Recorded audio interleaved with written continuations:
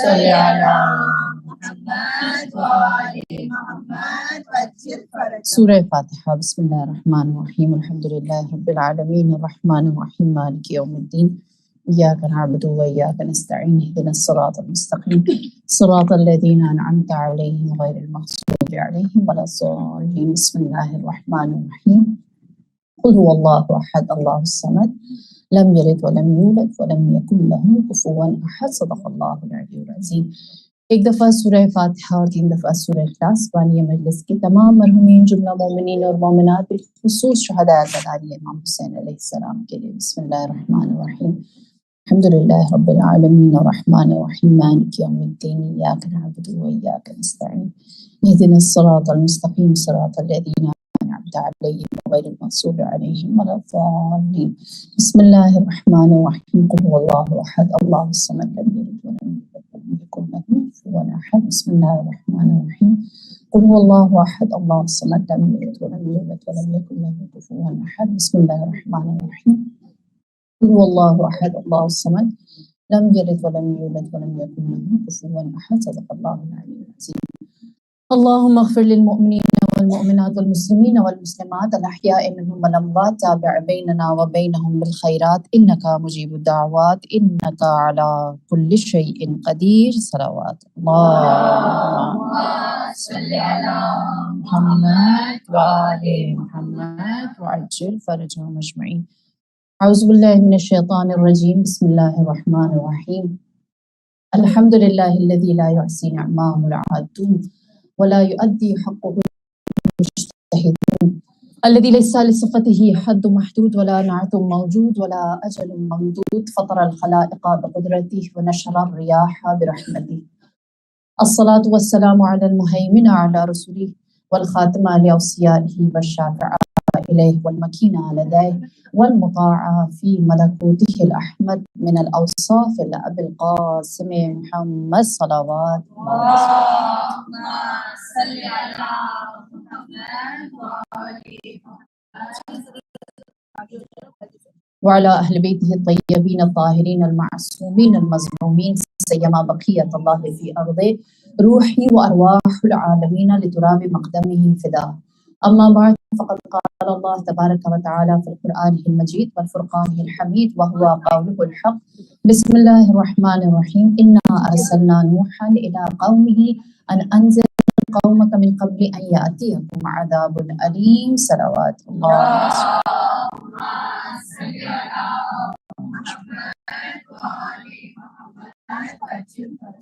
پروردگار عالم نے انسان کی ہدایت کے لیے جب نبی کو بھیجا تو ان سے کہا کہ اپنے پیغام کو لوگوں کے ذہنوں میں ایسے پہنچاؤ کہ وہ اپنے آپ کو دردناک عذاب سے بچا سکیں اور کسی برے انجام کو اپنے نصیب میں نہ لکھیں.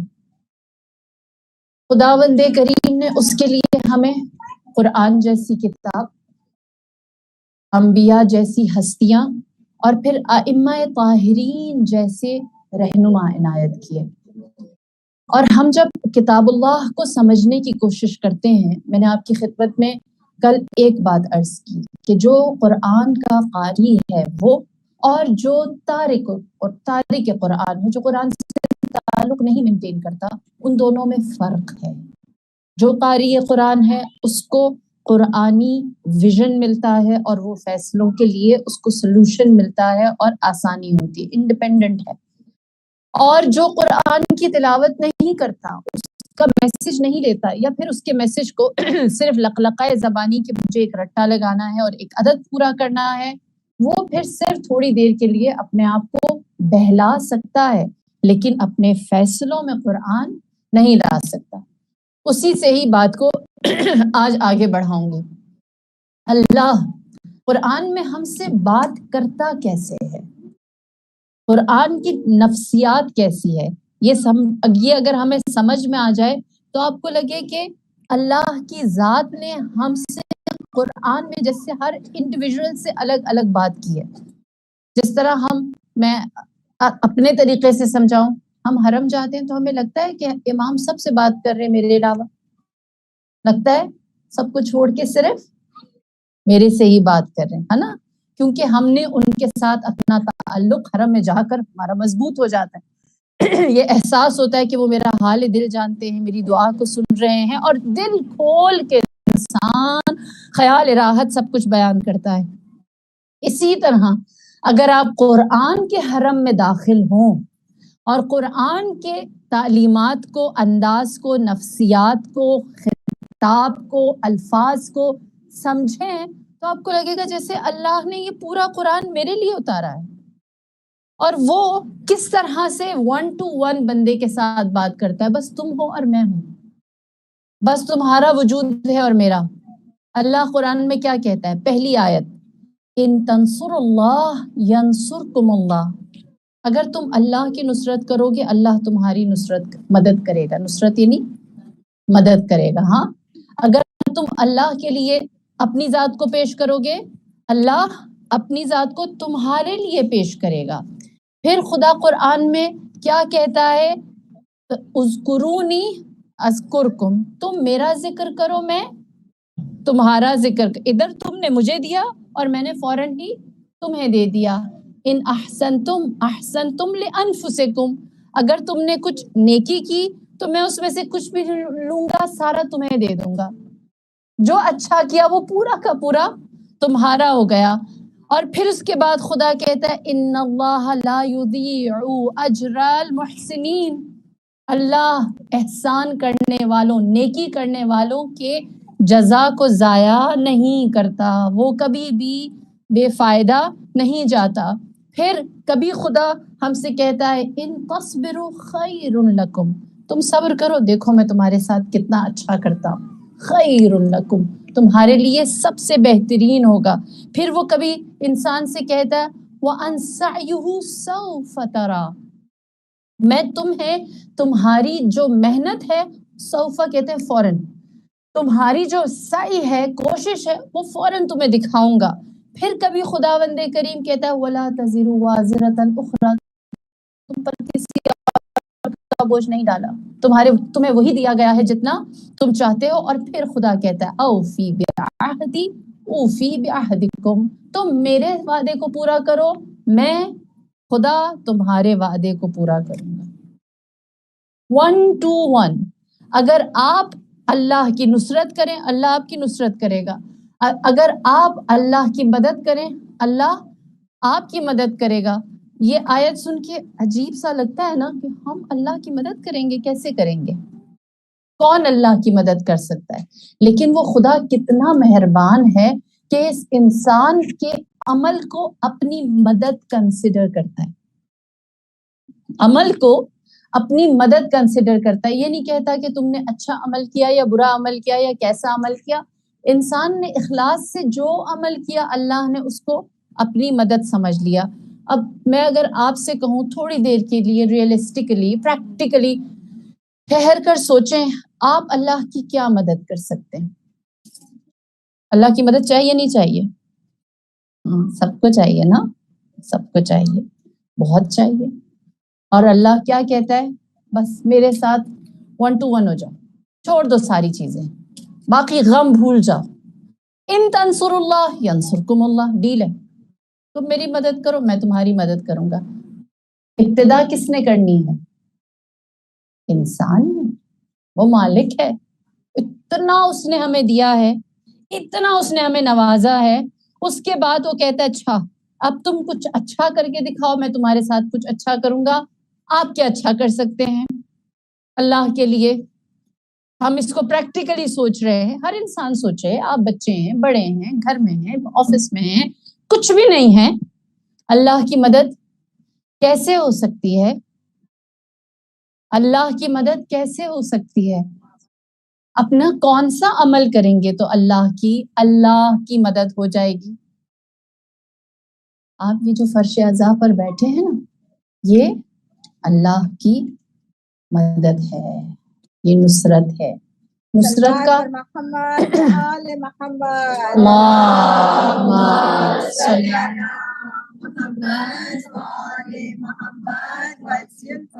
مجھے کل گزرتے ہوئے کسی بچی نے، خاتون نے کہا کہ آپ ہم سے سوال کرتی ہیں تو ہم ڈر جاتے ہیں، ڈیورنگ مجلس ہم ایک دم سے چونک جاتے ہیں کہ یوزلی مولیانی سوال نہیں کرتی، آپ ایک دم سے کرتی ہے تو ہمیں ہوتا ہے ہم سے پوچھ رہی ہیں، ہم نے جواب دینا ہے، اور اتنی دیر میں ہم لوگ بہت گھبرا جاتے ہیں. آپ لوگ ڈرنے کی عادت ڈال لیں. ہاں، کیونکہ آپ سو جائیں، میں اکیلی دیواروں کو مخاطب کروں تو فائدہ کیا ہوگا. ہاں، یہ ہماری مجلسوں کا کلچر غلط ہے کہ پڑھنے والا اپنا برین ایک دم ایکٹیو رکھے اور جو تیاری کی ہے ساری سنا کر چلا جائے. ہاں، ہم نے ایک منزل تک سب نے مل کر پہنچنا ہے. اس لیے جو بڑا ہے وہ خود سوچے کہ میری نصرت اللہ کے لیے کیا ہے، جو بچہ ہے وہ خود سوچے کہ میری نصرت اللہ کے لیے کیا ہو سکتی ہے. اگر ہم ابھی نہیں سوچیں گے، ابھی اس چیز کو ایٹ لیسٹ آئیڈینٹیفائی نہیں کر سکیں گے کہ میں کس فیلڈ میں، کس سٹریم میں، کس واک میں اللہ کے قریب ہو سکتی ہوں یا نصرت کر سکتی ہوں، تو پھر کب سوچیں گے. گھر جا کے تو آپ نے میری مجلس نہیں یاد کرنی نا، ہے نا. 20 سال ہو رہے مجھے مجلس پڑھتے ہوئے. ہاں، لگو نہ تو ہوتے، تجربہ تو ہے، مجھے پتا ہے اوپر جائیں گے صرف ایک بات سب یاد رکھتے ہیں، بہت اچھی مجلس پڑھی. سب یہی بات یاد رکھتے ہیں. اور کبھی کوئی میرا دوست یار ہو، اس سے میں پوچھوں کیا اچھا پڑھا، تم بہت اچھا پڑھتی ہو، چپ، اس سے آگے ہم سے سوال نہ کرو. تو جو سننے والے ہیں انہیں ایکولی انوالو ہونا ہوگا کہ اگر ہم اللہ کی نصرت کی بات کر رہے ہیں تو وہ نصرت کیا ہے. ہاں، وہ نصرت یہی ہے کہ جو اللہ کا پیغام ہے اس کو ہم آگے پہنچا رہے ہیں. اور نصرت کو ہم یہ سمجھتے ہیں کہ یہ ایک ہی زاویے سے ہو سکتی ہے کہ ہم دینی نصرت کریں. جبکہ میرے مولا نے جب امام محمد باقر علیہ الصلوۃ والسلام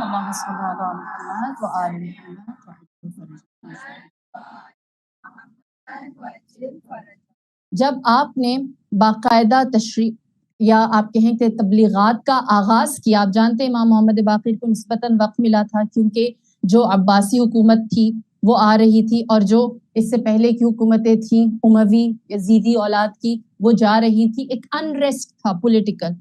تو آپ نے بہت سارے لوگوں کو مامور کیا کہ وہ تبلیغات کے لیے جائیں، وہ نشر و اشاعت کے لیے جائیں، جس کو ہم سب سے کامن نصرت سمجھتے ہیں، ہے نا. آپ لوگ سمجھتے ہوں گے کہ یہ مجلس پڑھنے والے مولا کی نصرت کر رہے ہیں، میں انجینئر ہوں تو میں دنیا کما رہی ہوں. نہیں، آپ نے فرمایا کہ تم بصرہ جاؤ اور بصرہ کے لوگوں کو ہمارا پیغام دو. وہ بصرہ گیا، واپس آیا، مولا نے سوال کیا اور کہا کیا احوال ہے، اسے جواب دیا اور کہا مولا آپ کے چاہنے والے بہت تھوڑے ہیں لیکن ہم نے ان تک آپ کا پیغام پہنچا دیا. سنیے، مولا نے سوال کیا تم نے وہاں کے نوجوانوں تک ہمارا پیغام پہنچایا؟ خاموش ہوا. آپ نے فرمایا نوجوان کا دل زرخیز ہے اور ہم ان سے دینی اور دنیاوی مدد چاہتے ہیں، دینی اور دنیاوی مدد چاہتے ہیں. اور یہی وجہ ہے کہ جب داعش نے اٹیک کیا تھا آج سے کچھ سال پہلے تو کیا ہوا تھا اس وقت؟ آیت اللہ سیستانی نے کیا فتویٰ دیا تھا؟ جو عراق کے اندر ہے نوجوان، صرف ہر خاندان میں سے ایک مرد آئے اور جہاد کرے، اور اس کے علاوہ باقی جتنے بھی، کیونکہ ویسٹ سے، مڈل ایسٹ سے اور جگہوں سے لوگ بہت ریکویسٹ کر رہے تھے کہ ہمیں بھی اذن جہاد دیں، ہم بھی اس میں اپنا حصہ ڈالیں، حرم امام حسین کا دفاع کریں. تو آپ نے کیا اس وقت فتویٰ دیا؟ گوگل جائیں، کریں، دیکھیں، پڑھیں. آپ نے فرمایا ہر نوجوان ٹیکنیکل نالج میں جو اس وقت کرنٹ سب سے بہترین ڈگری ہے وہ کرے، ہمیں ان کی یہی مدد چاہیے. نصرت کے لیے صرف دیندار ہونا ضروری نہیں ہوتا کہ آپ دین کا کام کریں. آپ اگر علم کا بھی کام کر رہے ہیں وہ بھی نصرت ہے، نصرت علمی، مدد علمی. آپ اپنی اپلفٹ، ایک انڈیویجول اپنی جگہ جب تھوڑی ترقی کرتا ہے تو اس کا فائدہ کس کو ہوتا ہے؟ اسلام کو ہوتا ہے، شریعت کو ہوتا ہے، کمیونٹی کو ہوتا ہے، سیکٹ کو ہوتا ہے. اور یہی وجہ ہے کہ جناب علامہ امینی، یہ بات بچے ہیں سب غور سے سنیں، علامہ امینی انہوں نے ایک کتاب لکھی جس کا نام ہے الغدیر.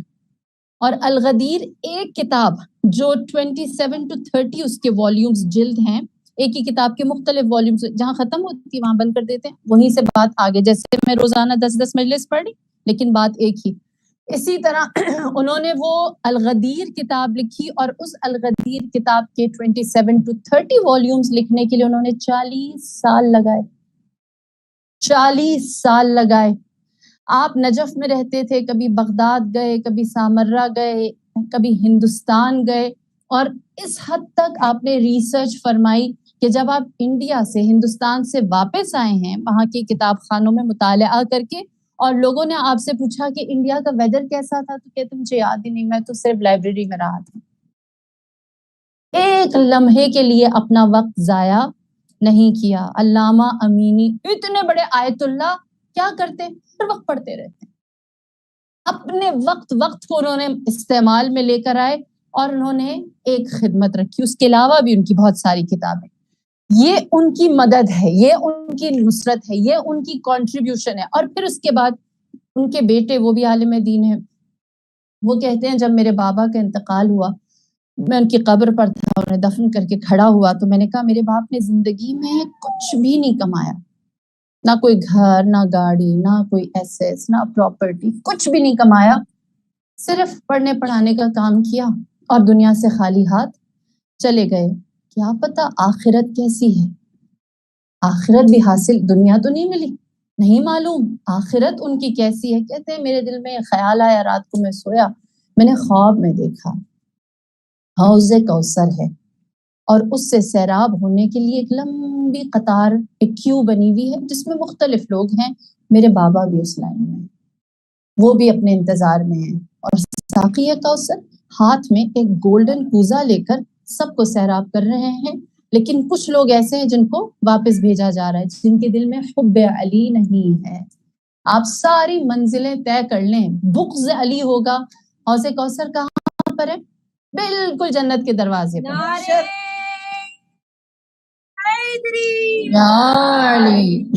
میں جب حب علی کا ٹیسٹ ہوگا، محشر میں جب حب علی کا ٹیسٹ ہوگا، جو پاس ہوگا وہی بیسٹ ہوگا۔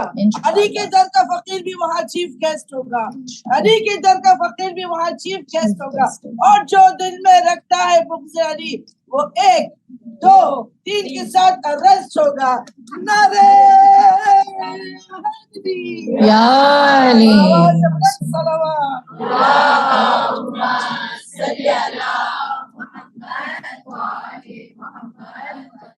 لہٰذا جس نے صراط پار کر لی ہو، میزان پار کر لی ہو، اعراف کی منزل دیکھ لی ہو، نامہ اعمال اس کے دائیں ہاتھ میں ہو، سارا سب پاس کر کے روشن چہرہ لے کر جب حوض کوثر پر آئے گا، اس کو اگر بغض علی ہے تو پلٹا دیا جائے گا۔ وہ کہتے میں نے دیکھا کچھ کو سیراب کر رہے تھے اور کچھ پلٹائے جا رہے تھے۔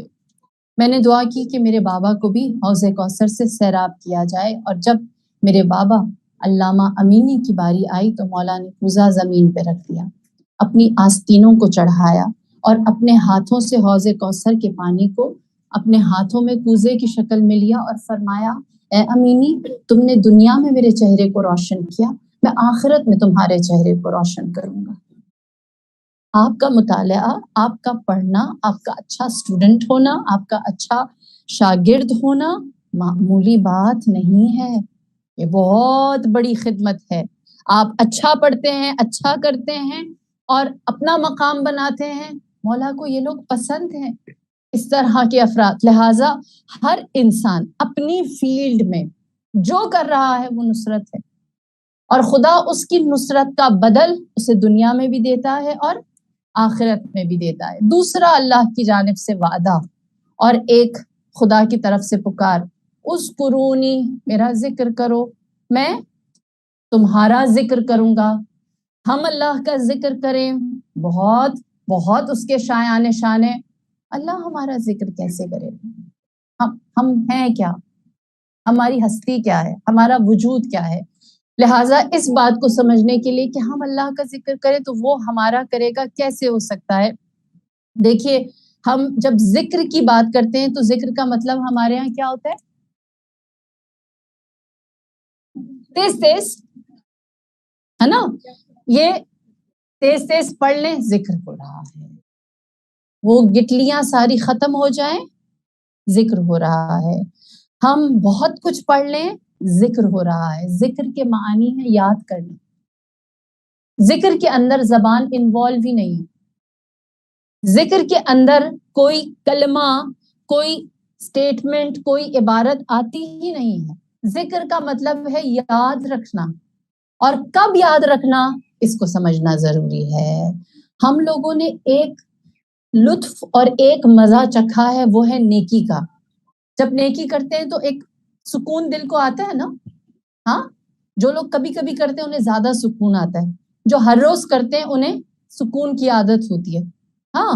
لہٰذا نیکی، اچھا عمل صالح، کسی کا بھلا کر کے، اپنا بھلا کر کے دل کو تسلی ہوتی ہے، یقیناً ہوتی ہے، لیکن اس سے اہم چیز کیا ہے جو ذکر کے اندر آتی ہے، جو ذکر کا خاصہ ہے کہ ہم وہ ذکر کریں تو اللہ ہمارا ذکر کرے گا، کہ جب انسان حسنا کے لطف کو نہ چکھے بلکہ ترک گناہ کی لذت کو چکھے، یہ مزہ لے کہ میں ایک گناہ کر سکتا ہوں اور میں نے نہیں کیا، میں ایک اختیار رکھتا ہوں اور میرے لیے یہ کرنا کوئی بڑی بات نہیں، میں تنہا ہوں، اکیلا ہوں، کسی کو خبر بھی نہیں ہوگی، پھر بھی اللہ کی خوشنودی کے لیے اور امام اصل کے حاضر رہنے کے لیے اس نے نہیں کیا۔ جب انسان گناہ کی قدرت، طاقت، اختیار رکھنے کے باوجود گناہ نہیں کرتا، اس کی لذت اپنی ہے۔ اور یہ جو گناہ نہیں کرتا، کیوں نہیں کرتا؟ اللہ کی یاد میں، اسے ذکر کہتے ہیں۔ جیسے کہتے ہیں قوم بنی اسرائیل کا ایک نوجوان تھا، بہت خوبصورت، بہت حسین، اور اس کی خوبصورتی کا چرچا تھا، اور ایک خاتون تھی جو بڑی مالدار۔ جب اس نے اس نوجوان کی خوبصورتی کا چرچا سنا تو اس کو اپنے پاس بلوایا اور کہا کہ میرے لیے لباس لے کر آؤ، میں مال خریدنا چاہتی ہوں۔ وہ گھر میں کپڑا لتھا لے کر آ گیا اور وہ خاتون پسند کرنے کی نیت سے اس کے ساتھ تنہائی میں بیٹھ گئی۔ اس نے اپنی کنیزوں سے کہا کہ چاروں طرف جہاں جہاں بھاگنے کا، نکلنے کا راستہ ہے، ہر ایگزٹ کو بند کر دیا جائے، میں اس کے ساتھ گناہ کا مرتکب ہونا چاہتی ہوں۔ اس کے اوپر شیطان غالب ہوا۔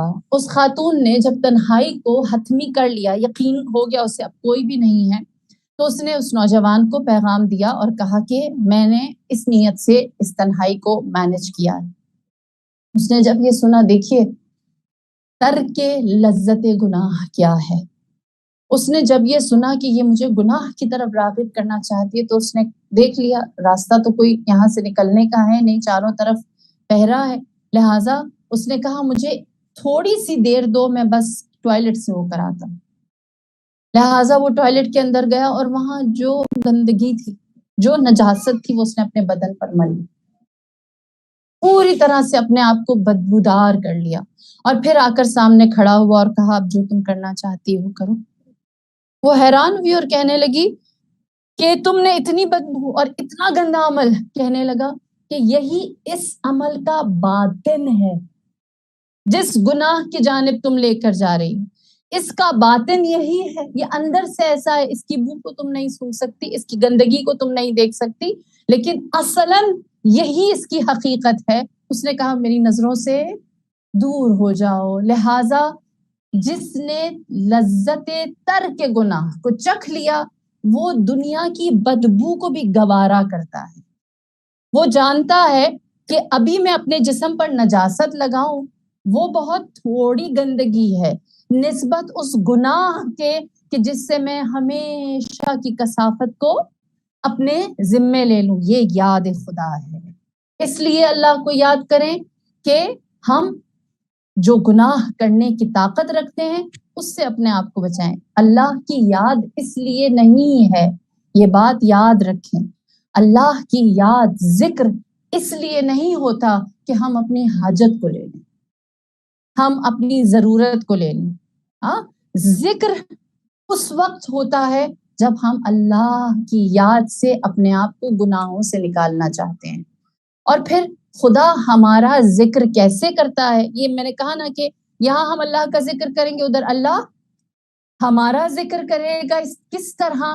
دیکھیے ہمارا سب سے بڑا دشمن کون؟ الحمدللہ شیطان نے ہمارے اوپر حملہ کرنے کے لیے ایک باقاعدہ پلاننگ کی ہے۔ ایسا نہیں ہے کہ شیطان آنکھیں بند کر کے چل پڑا اور اس نے کچھ نہ کیا۔ شیطان کو جب جنت سے نکالا گیا، اللہ نے اس کو راندہ کیا، تو اس کے ساتھ ہی اس نے شیطان نے اللہ سے کہا پروردگار میں کہاں جاؤں، پوری مخلوق تیری ہے، میرے پاس تو اپنی کوئی جانے کی جگہ ہی نہیں ہے تیری حکومت کے سوا۔ تو اللہ نے کہا بتا تو کیا چاہتا ہے کہ میں تجھے کہاں بھیجوں؟ اس نے کہا میں زمین پر ہی رہنا چاہتا ہوں، اجازت دی۔ اس نے کہا کہ میں چاہتا ہوں کہ تو مجھے نامرئی انویزیبل کر دے، اجازت دی۔ پھر کہا کہ میں خون میں بس جانا چاہتا ہوں، انسان کے رگ و خون میں بس جانا چاہتا ہوں، اجازت دی۔ پھر اس نے کہا کہ میں انسان کے اوپر جب نزع کی حالت ہوگی، یعنی اس کے بدن سے روح نکل رہی ہوگی، تب ظاہر ہونے کی اجازت چاہتا ہوں، اجازت دی۔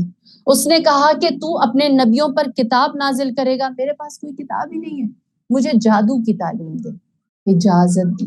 پھر اس نے کہا کہ میں چاہتا ہوں لوگوں کے اندر، ان کی نیتوں کے اندر وسوسہ بن کر آ جاؤں، اجازت دی۔ سوال، اللہ شیطان کو اتنا کچھ کیوں دے رہا ہے؟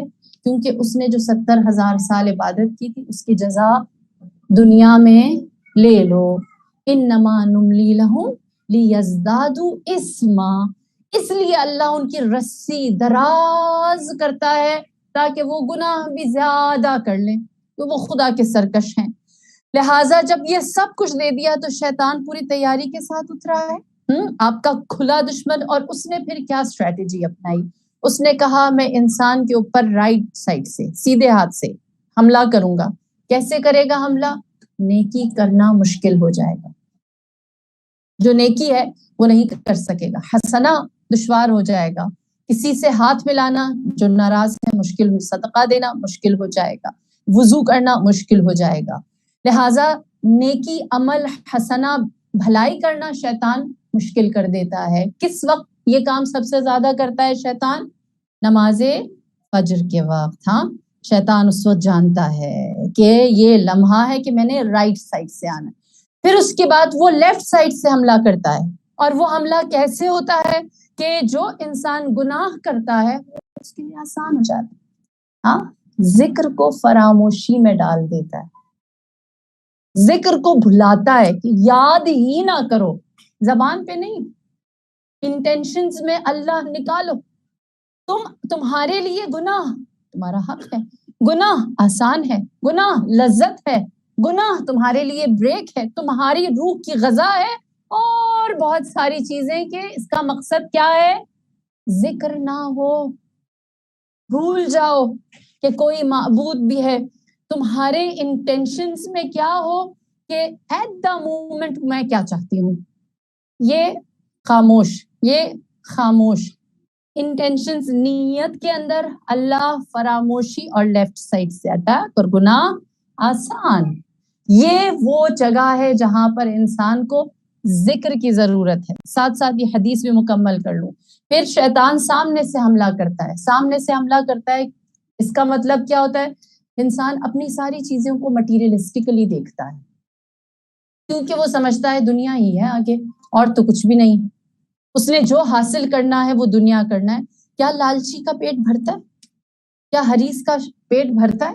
کیا آج تک ہم نے کوئی ایسا دولت مند دیکھا ہے، ایسا قدرت مند دیکھا ہے جس نے کہا بہت ہو گیا، بہت زیادہ ہے میرے لیے، اب میں نے کچھ نہیں کرنا؟ سکندر اعظم، الیگزینڈر دا گریٹ، اس نے جب اپنا آخری حملہ پلان کیا تو اس کے وزیر نے اس سے پوچھا اور کہا کہ یہ آخری حملہ کیوں کر رہے ہیں؟ اس نے کہا تاکہ میری حکومت ایکسپینڈ ہو جائے، میں اور بڑا بادشاہ بن جاؤں۔ تو کہا کیوں، ابھی چھوٹے ہو؟ اس نے اس کو کینسل کر دیا، چھوڑ دیا، آخری حملہ اس نے نہیں کیا کہ یہ تو ختم ہی نہیں ہو رہی، آدھی دنیا میں نے جیت لی ہے، ابھی بھی میرے اندر ہے کہ میں اور کروں۔ میں خود ابھی تک اس بات کو مانا ہی نہیں کہ میں بہت بڑا بادشاہ ہوں، مجھے ابھی اور بڑا بننے کی ضرورت ہے۔ لہٰذا یہ جو دنیا کی طمع ہے شیطان دکھاتا ہے، بھول جاؤ آخرت کو، جو تمہارے سامنے ہے وہ صرف اور صرف دنیا، اور پیچھے سے جو حملہ کرتا ہے وہ یہ کہ انسان اپنی دولت یا اپنے پیچھے جو اثاثہ یا اپنی جو ویلیوز، جو اپنا ارث ہے، وہ بھی حب دنیا کو رکھتا ہے۔ ہاں، یہ چار جانب سے حملے ہیں۔ اب یہ جو رائٹ اور لیفٹ کا حملہ ہے کہ نیکی کرنا مشکل، بھول جاؤ اللہ کو، گناہ کرنا تمہارا رائٹ، ادھر بھی اللہ کو بھول جاؤ۔ خداوند کریم کہتے تم مجھے یاد کرو، نیکی کرنے کی کوشش کرو، گناہ کو چھوڑنے کی کوشش کرو، تم مجھے یاد کرو، میں کیا کروں گا؟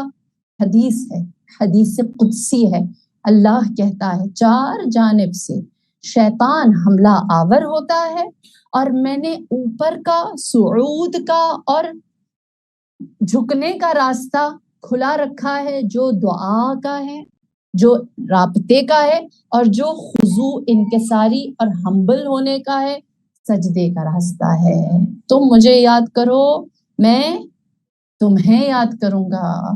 اگر تمہارے لیے کبھی شیطان چیزوں کو محو کر دیتا ہے، میرے ذکر کے ذریعے تم ان چیزوں کو اپنے اندر زندہ کرو۔ لہٰذا ہمیں خدا کو کب یاد کرنا چاہیے؟ جب نیکی کرنا مشکل لگ رہا ہو، جب گناہ کرنا آسان لگ رہا ہو، تب آپ اللہ کو یاد کریں۔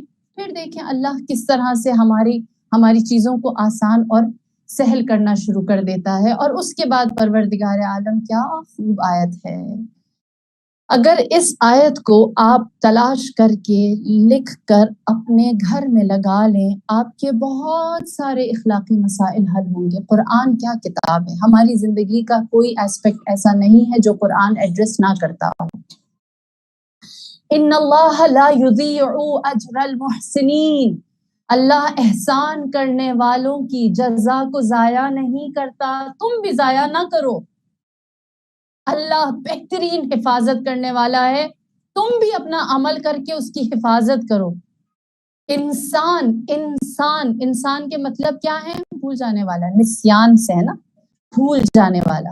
انسان ہمیشہ اپنی غلطی بھول جاتا ہے، جبکہ دعائے صحیفہ سجادیہ میں مولا کیا فرماتے ہیں؟ پروردگار مجھے نسیان دے دے، فراموشی دے دے، بھول جانے کی عادت دے دے۔ کیا؟ اپنی نیکی، میں نیکی کر کے میرے حافظے سے نکل جائے، یہ اس کو محفوظ کرنے کا طریقہ ہے۔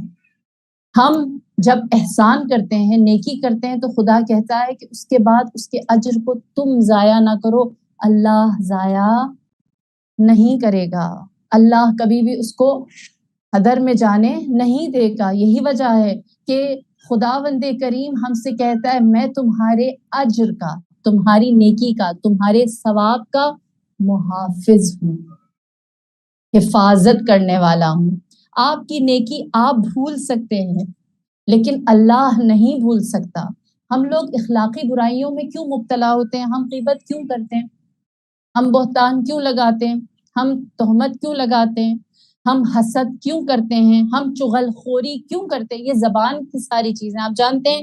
انسان کے جسم میں سب سے زیادہ مشکل عضو کون سا ہے؟ پارٹ آف باڈی کون سا ہے؟ یہ حدیث بیان کرنا اچھا تو نہیں لگتا، لیکن بیان کر رہی ہوں کہ جہنم میں سب سے زیادہ خواتین جائیں گی، اور جو خواتین مردوں سے زیادہ ہوں گی نمبر میں، اور جو خواتین جائیں گی ان کو جہنم میں دیکھ کر نبی خدا تعجب کریں گے، اتنی میری عورتیں، میری امت کی اتنی عورتیں جہنم میں چلی گئیں، کیا ہوا؟ جواب آئے گا زبان۔ یہ سب سے مشکل چیز ہے۔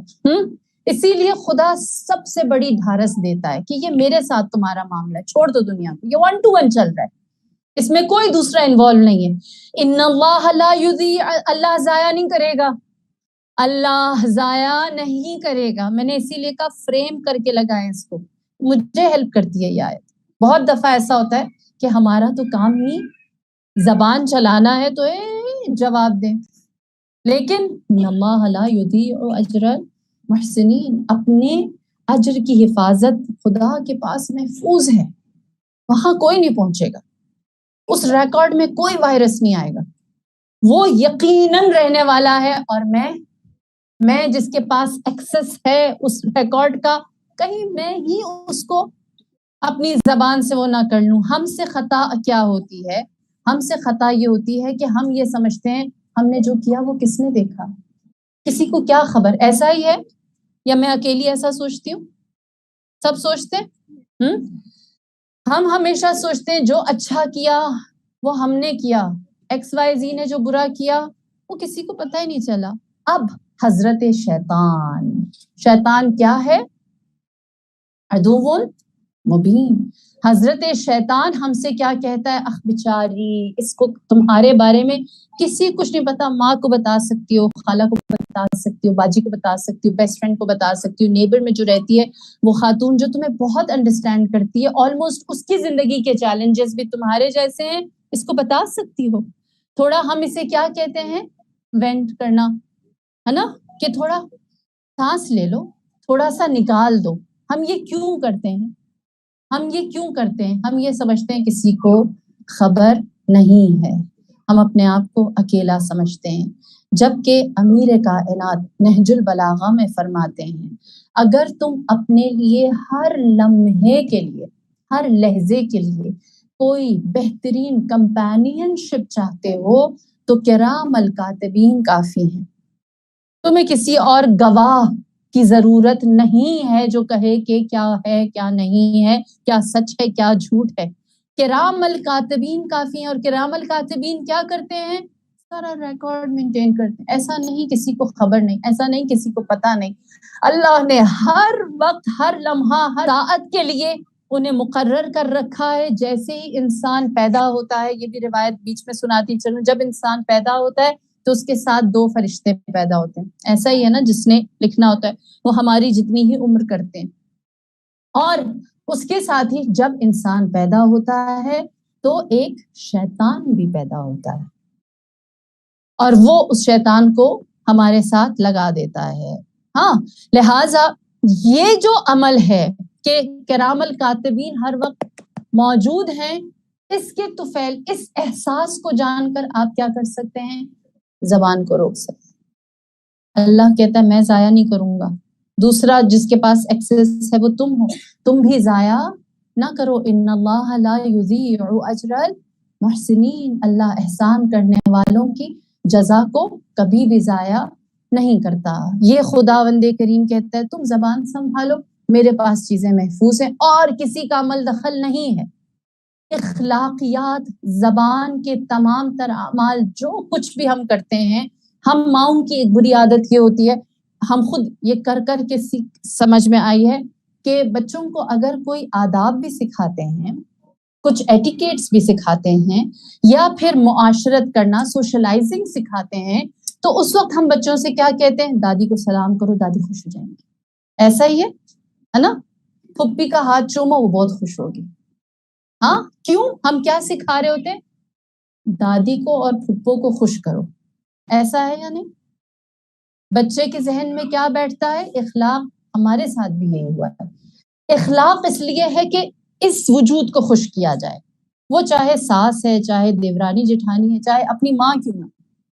ہاں، اس کو ہم نے خوش کرنا ہے. کیا اخلاق اس لیے ہے کہ ایک بندہ دوسرے بندے کو خوش کرے.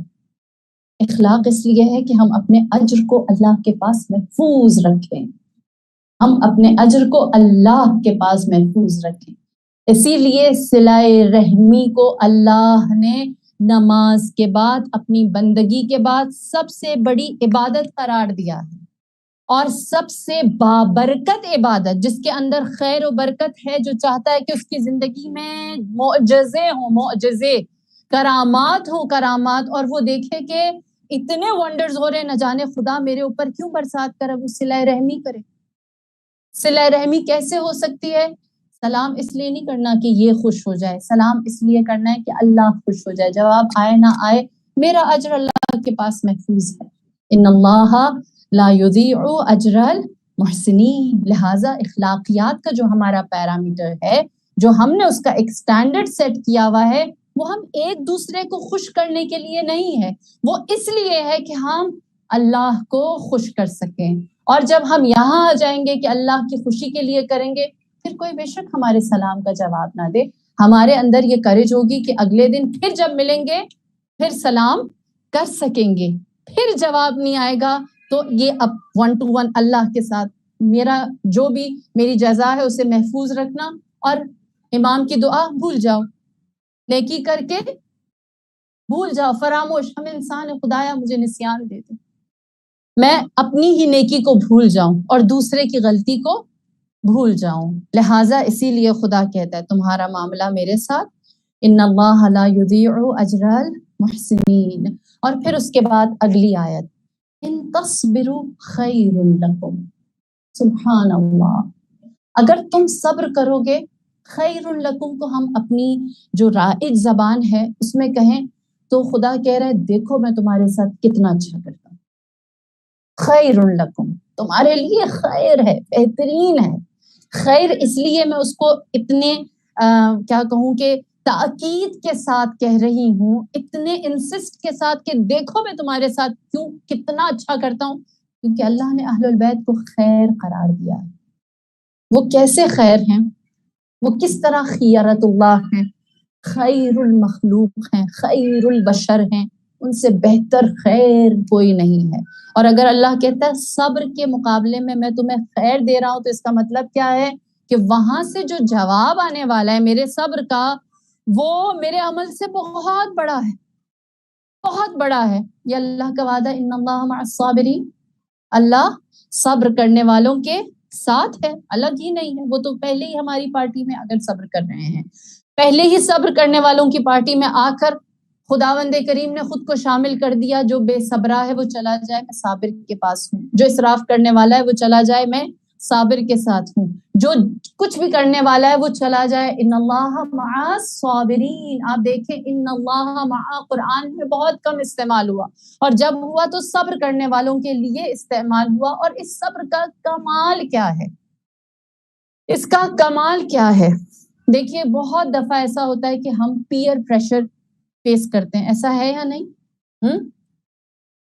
جب آپ دیکھتے ہیں سب کر رہے ہیں، اور یہ پیئر پریشر صرف یوتھ کے لیے نہیں ہوتا، میری جیسی آنٹیاں بھی زیادہ اس سے اثر انداز ہوتی ہیں، انفلوئنس ہوتی ہیں، جب دیکھتے ہیں سب کر رہے ہیں تو سب کر رہے ہیں تو کرنا پڑتا ہے، ایسا ہے یا نہیں؟ ہاں، کیا اس کے مقابل میں ہم اگر ٹرینڈی نہیں ہوں گے تو یہ ہمارا نہ ہونا کیا ہے؟ صبر ہے، صبر ہے۔ دنیا کی دوڑ ایسی ہے، ریس میرے پاس یہ تیرے پاس یہ ایسی ہے کہ امیر کائنات نے نہج البلاغہ میں دنیا کی مثال کیا دی ہے جانتے ہیں؟ جب کسی جانور کو پانی پلانے کے لیے ایک کٹورے میں پانی رکھتے ہیں اور اس بکری کو یا گائے کو یا کسی بھی گھوڑے کو جو پانی پلایا جاتا ہے اور وہ زبان مار مار مار مار کے سارا پانی پی لیتا ہے جانور، اور جب پی لیتا ہے تو آخر میں ایک قطرہ رہ جاتا ہے جو اس کی زبان میں نہیں آتا، اس برتن کے اندر ایک قطرہ جو رہ جاتا ہے جو اس کی زبان میں نہیں آتا۔ مولا فرماتے دنیا ایسی ہے میرے لیے، اس برتن میں بچا ہوا وہ ایک قطرہ جو جانور سے پیا نہیں گیا، کوئی پیے گا اس سے؟ ان تصبروا خیر لکم، تم صبر کرو، خیر اللہ کیا دے گا؟ یہ جس کو تم خیر سمجھ رہے ہو، جس دوڑ میں تم شریک ہو، یہ تو اس ایک قطرہ پانی کی طرح ہے۔ خیر کیا ہے وہ خدا کس طرح عطا کرتا ہے، سبحان اللہ۔ جناب ہاجرہ نے صبر کیا، آپ صفا اور مروہ کے درمیان دوڑی، آپ کو اللہ نے خیر کیا دیا؟ زمزم۔ یہ خدا کا خیر ہے۔ جناب موسیٰ علیہ السلام کی والدہ، اللہ نے ان سے کہا کہ اس کو صندوق میں ڈال کر پانی میں ڈال کر بھیج دو۔ اللہ اکبر، صاحب اولاد سمجھ سکتے ہیں کہ یہ کتنا مشکل ہے کرنا، نومولود جو ابھی ابھی پیدا ہوا ہے، اور جناب موسیٰ کی والدہ نے ایسا کیا، صبر کیا، اپنے بیٹے کو دے دیا، الہام ہوا ان کے اوپر، اللہ نے کیا کیا؟ انہیں کلیم اللہ بنایا۔ اور اسی طرح میرے آقا رسول خاتم النبیین آپ کو، اللہم صلی علی محمد و آل محمد، مکے سے ہجرت کرنے پر مجبور کیا گیا، نتیجہ کیا ہوا کہ آپ اسی شہر میں فاتح بن کر آئے، فاتح مکہ بن کر آئے۔ ہاں، اور اللہ نے آپ کے لیے خیر کو رکھا، خیر کو۔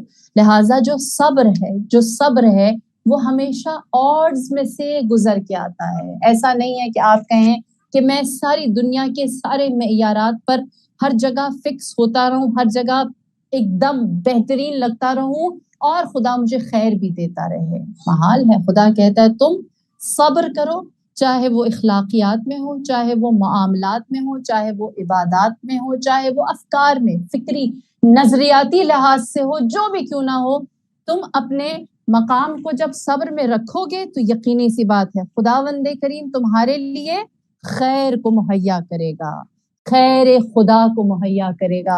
اور آج کا دن اس صابر کا ہے جس نے جناب حر علیہ السلام، جن کو جب یقین ہو گیا کہ میری جان بچ گئی ہے، جو میٹنگ جناب حر کی عبید عمر ابن سعد کے ساتھ ہوئی، اس میں یہی بات حتمی کی گئی کہ کل سید الشہداء کو کس طرح سے ان کے لشکر کے ہمراہ شکست دی جائے گی۔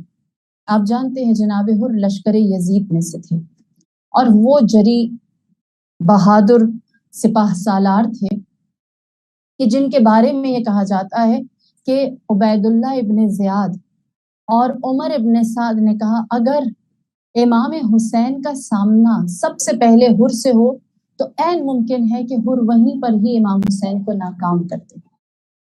یعنی یزیدی کمانڈرز میں سے ایک جری ترین کمانڈر جناب حر علیہ السلام ہیں، اور جناب حر علیہ السلام راستہ روکتے ہیں اور اس راستے میں امام سے فرماتے ہیں کہ آپ کو کوفہ جانے کی اجازت نہیں۔ دیکھیے ان تصبروا خیر لکم، صبر کرو گے تو اللہ تمہارے لیے خیر رکھے گا، خیر۔ اس بات کو سمجھیں، اس بات کو دل میں اتاریں۔ جناب حر نے امام کا راستہ روکا، امام نے اس کے اوپر اظہار براعت کیا، فرمایا تیری ماں تیرے سوگ میں روئے، تیری ماں تیری میت پر روئے۔ جناب حر نے کیا جواب دیا؟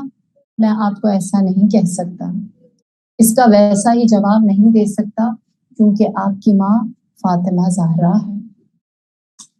یہ خیر ہے جو اس صبر کے نتیجے میں ملا، یہ حب فاطمہ الزہرا ہے، حب فاطمہ الزہرا ہے، یہ جناب فاطمہ کی محبت ہے۔ اس فرش میں بھی ہم بی بی کی محبت میں آئے ہیں، کربلا کا غم بھی ہم فاطمہ کی محبت میں کرتے ہیں۔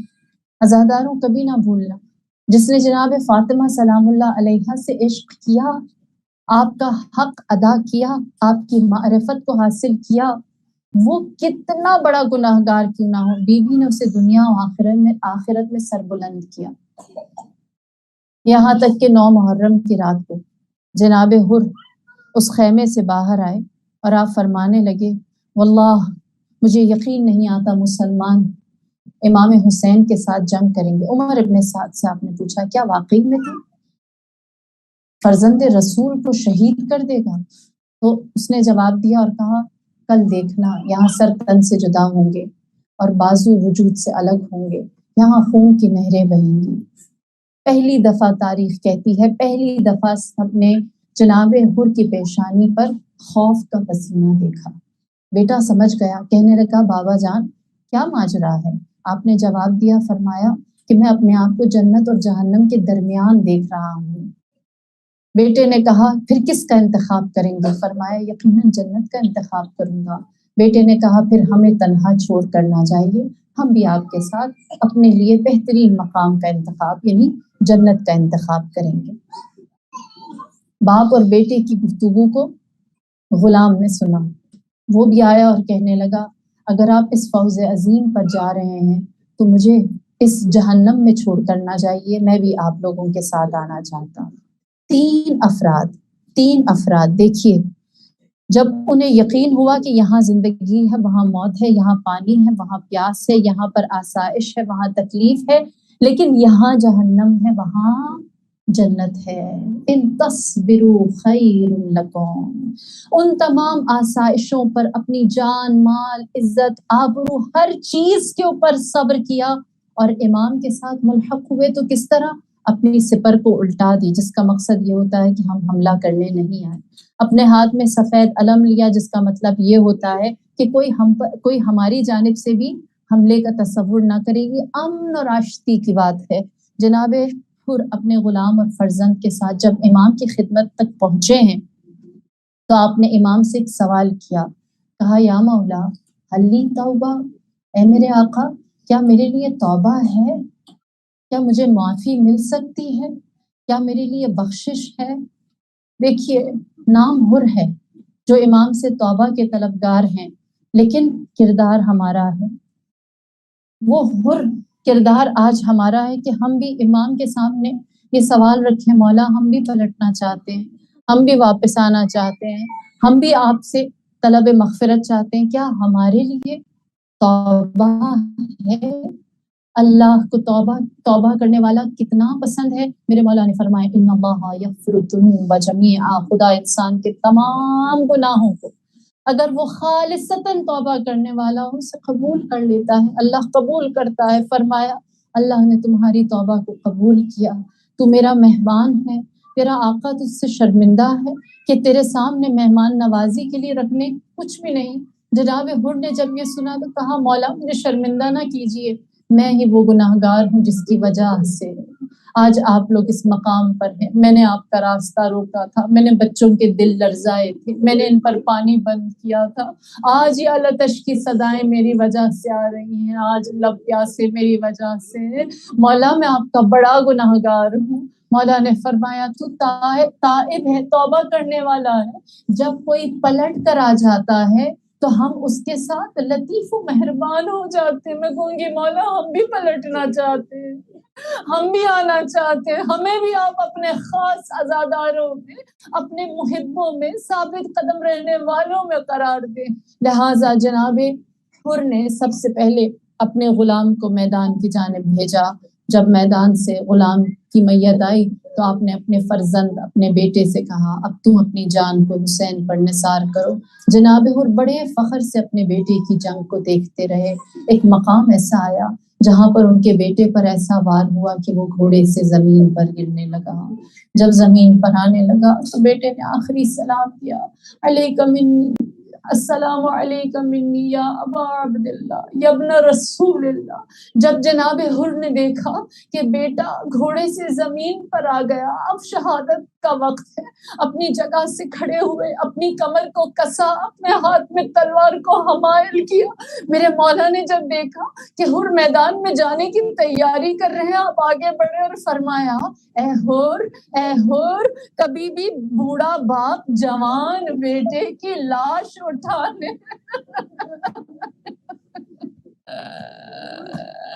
بوڑھا باپ جوان بیٹے کی لاش اٹھانے نہیں چاہتا۔ اے میرے آقا سلام، وقت عصر آپ کا لاشے علی اکبر پر جانا، آپ کا بار بار گرنا اور اپنی جگہ سے اٹھنا، سلام حسین تیرے یا علی کہہ کے اٹھنے پر، یا زہرا کہہ کے گرنے پر، سلام یا حسین تو نے اپنی آغوش میں علی اکبر کے سینے سے برچی کا پر نکلا۔ اور میرا مظلوم آقا فرمایا جوان بیٹے کا لاشا ہم لائیں گے، بوڑھا باپ کبھی بیٹے کا لاشا نہیں اٹھاتا۔ الغرض جوان بیٹے کا لاشا مولا لے آئے۔ پھر اس کے بعد جناب حر نے اذن جہاد مانگا، مولا نے اذن جہاد دیا۔ ایک مقام آیا جہاں پر ایک نیزہ جناب حر کے سینے میں اترا، ایک تلوار کا وار آپ کے سر اطہر پر ہوا، خون کا فوارہ پھوٹا۔ آپ نے امام کو سلام آخر دیا، السلام علیک یا ابا عبداللہ۔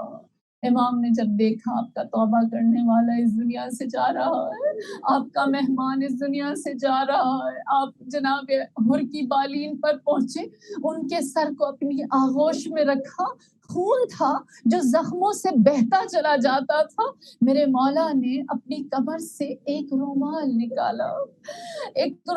نکالا اور اس کو جناب حر کے زخم پر باندھنا شروع کیا اور فرماتے جاتے یہ رومال میری ماں فاطمہ الزہرا نے اپنے ہاتھوں سے بنا ہے، یہ مجھے بہت عزیز ہے۔ اے توبہ کرنے والے حر، تیری ماں نے تیرا نام بالکل صحیح رکھا تھا، تو دنیا میں بھی حر ہے، آزاد ہے، اور آخرت میں بھی تو حر ہوگا، آزاد ہوگا۔ میں نے تیرے زخم پر مرہم اپنی ماں فاطمہ الزہرا کے رومال کو بنایا ہے۔ میں کہوں گی اے میرے آقا، اے میرے مولا، ہمارے زخم بھی گہرے ہیں، ہم بھی محب فاطمہ الزہرا ہیں، مولا ہمیں بھی وسیلہ فاطمہ الزہرا کا عنایت کیجیے۔ ألا لعنة الله على القوم الظالمين وسيعلم الذين ظلموا أي منقلب ينقلبون إنا لله وإنا إليه راجعون بسم الله الرحمن الرحيم اللهم أدخل على أهل القبور السرور اللهم أغن كل فقير اللهم اشبع كل جاعد اللهم اكس كل عريان اللهم اقص دينا كل مدين اللهم فرج عن كل مكروب اللهم رد كل غريب اللهم فك كل أسير اللهم اصلح كل فاسد من أمور المسلمين اللهم اشف كل مريض اللهم سد فقرنا بغناك وغير سوء حالنا بحسن حالك وأغننا من الفقر إنك على كل شيء قدير آمين يا رب العالمين. ماتم حسین. حسین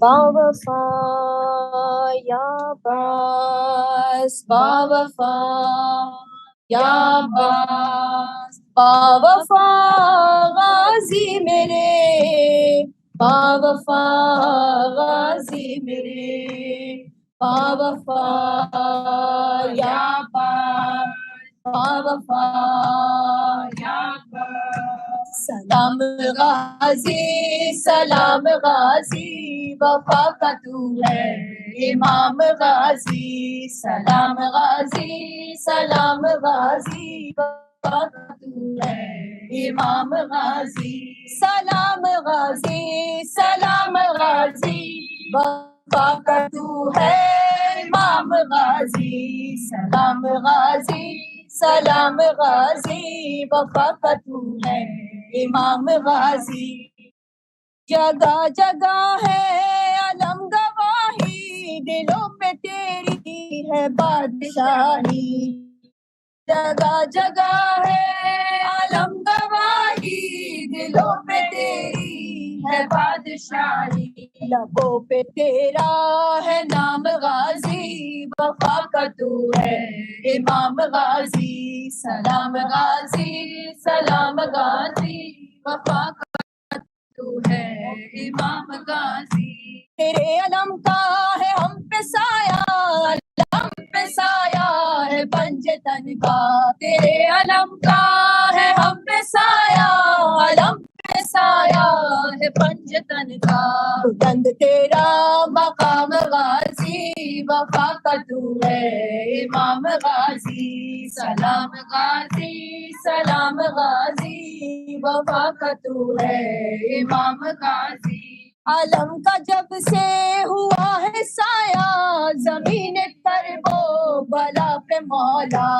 علم کا جب سے ہوا ہے سایہ زمین پر وہ بلا پہ مولا تیرا ہے چلتا نظام غازی وفا کا تو ہے امام غازی سلام غازی سلام غازی وفا کا تو ہے امام غازی تو با وفا ہے تو لافتہ ہے بے آسروں کا تو آسرا ہے تو با وفا ہے تو لافتہ ہے بے آسروں کا تو آسرا ہے جہاں میں چرچا ہے عام غازی وفا کا تو ہے امام غازی سلام غازی سلام غازی وفا کا تو ہے امام غازی جو تیرے بازو قلم نہ ہوتے اسیر اہل حرم نہ ہوتے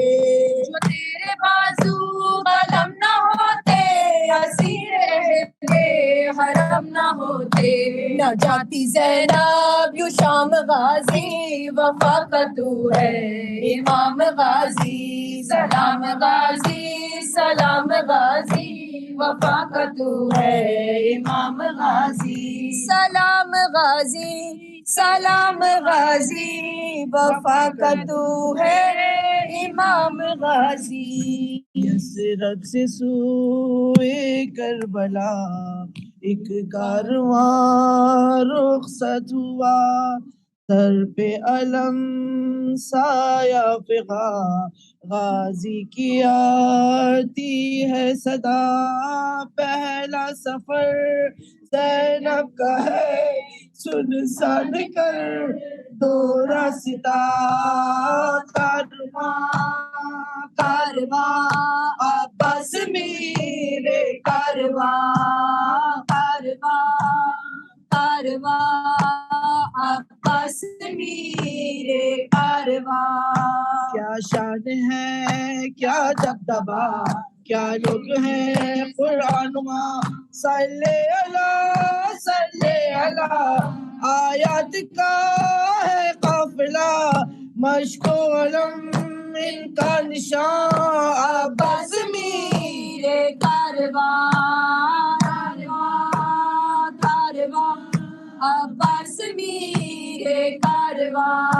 अल्लाह के प्यारे हैं ये आले नबी सारे हैं ये, कुरान के पारे हैं ये, कौनैन के तारे हैं ये, ज़ेरे कदम है आसमां। अब्बास मेरे कारवां अब्बास मेरे कारवां। कोई शबी है मुस्तफा कोई हसन का दिलरुबा है, कोई से सैयदा शबीर का वो काफिला। थामे अलम जो है जवां अब्बास मेरे कारवां अब्बास मेरे कारवां। यसरब से ताबा करबला हर दिन तवाफ़े करबला, अब्बास करता ही रहा पर्दे का ज़िम्मेदार था। यूं मुतमईन थी बीबियां अब्बास मेरे कारवां अब्बास मेरे कारवां। लो आ गया उस कालम गाजी जिसे कहते हम, कहते चलो ये दम बदम अब्बास मेरे लश्करम। बाबुल हवाइज मेहरबान अब्बास मेरे कारवां अब्बास मेरे कारवां। हुसैन इब्ने रिहाई आजा मेरे भाई, इब्ने रिहाई आजा मेरे भाई। हुर आ रहा है अकबर सीने उसे लगाओ। हुर आ रहा है अकबर सीने उसे लगाओ। मेहमान को हमारे खैमे में लेके आओ।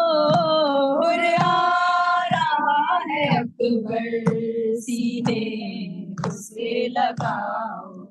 हुर आ रहा है अकबर सीने से लगाओ। देखो वो चल रहा है मैदान में लड़खड़ा कर, गिरने